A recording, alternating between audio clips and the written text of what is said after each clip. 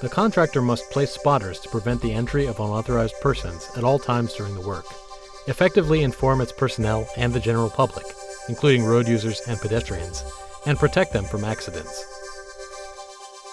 In this case as well, the excavator requires assistance for proper positioning, and the operator also needs to follow the signals.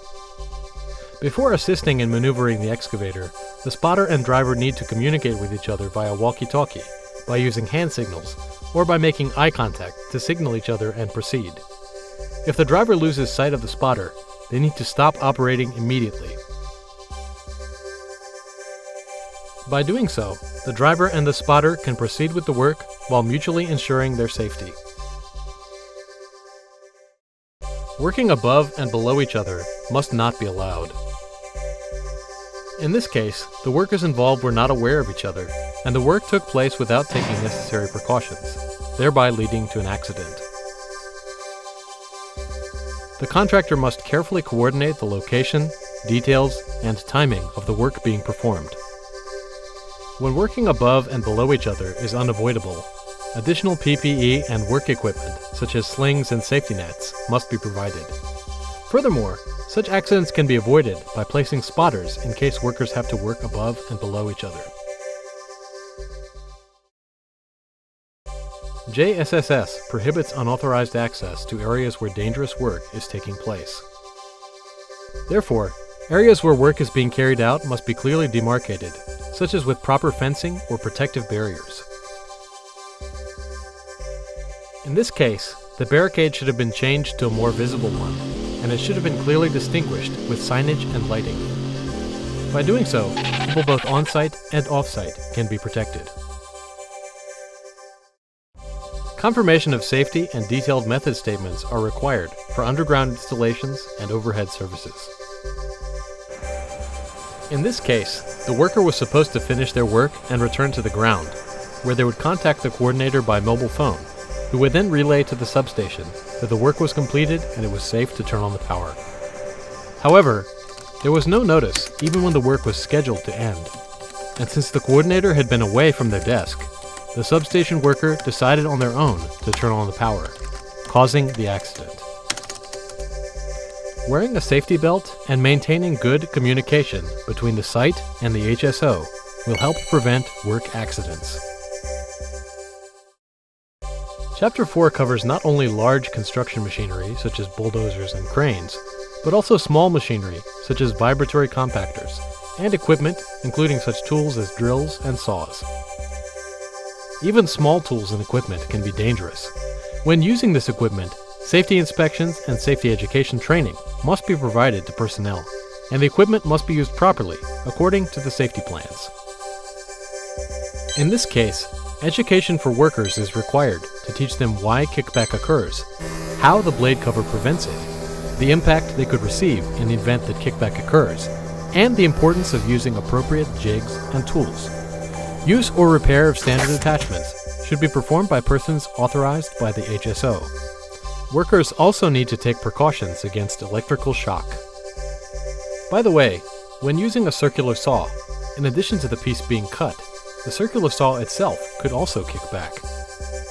In addition to activating all safety devices, such as emergency alarms, it is also necessary not to operate beyond the limit, such as not overly extending the blade. This applies not only to small equipment and tools such as table saws, but also to mobile machinery such as bulldozers and static machinery such as quarry equipment. Chapter 5 covers hoisting and rigging works. In this case, the accident was caused by prohibited simultaneous operation, where the boom was rotated while hoisting something. Simultaneous operation of cranes by a single operator is prohibited as an unsafe practice because it is distracting to the operator. There have been many reports of accidents caused by simultaneous operation, including fatal ones. In addition to equipment safety inspections, safety training based on the work and equipment is required. During hoisting work, it is important to proceed with each task one by one, while confirming safety prior to each task. Stop for 3 seconds at a distance of 30 centimeters from the hoisting surface, check for any abnormalities, and then hoist the load at a distance of 3 meters. This is called the 3-3 exercise. The same holds true when rotating equipment or moving booms. The rigger will check the safety of the surroundings and give a signal before proceeding with the work. Also, do not perform work that exceeds the limits of the equipment. All crane safety devices, such as overload preventive devices, must be activated. Hoisting loads that exceed the rated capacity must not be allowed, and if the safety device is activated, work must be stopped immediately. JSSS stipulates safety standard specifications for cofferdams, earthwork support, scaffolding, and temporary works for electricity and gas.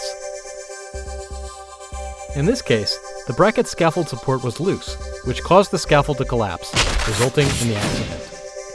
Supported scaffolds, mobile scaffolds, suspended scaffolds, and mobile elevating work platforms must have a supporting capacity of at least 4 times their own weight and maximum load.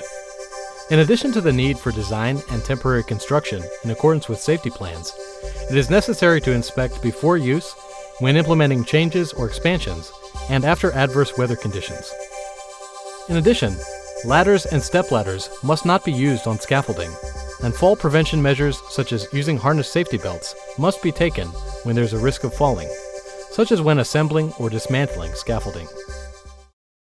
JSSS contains safety measures related to excavation, trench excavation, manual and mechanical excavation, blasting, embankment and backfill work, dumping, and earthwork support. Many accidents have been reported involving ground collapse during excavation works. Ample consideration must be given to sloping sides and benching to the sides of excavation. This includes prohibition of any excavation under near vertical cutting faces. In addition, earthwork supports must be installed to ensure stable excavation. This also requires that work on the site must be ceased until the earthwork support is completed. Excavation works require careful planning and safety measures to avoid weakening the ground or damaging property, such as other buildings.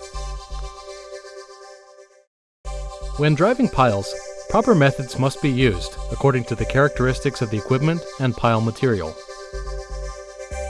In this case, when the follower was struck, it swayed laterally and received an eccentric impact. In addition, due to the impact exceeding the allowable force of the pile material was damaged and the cap fell.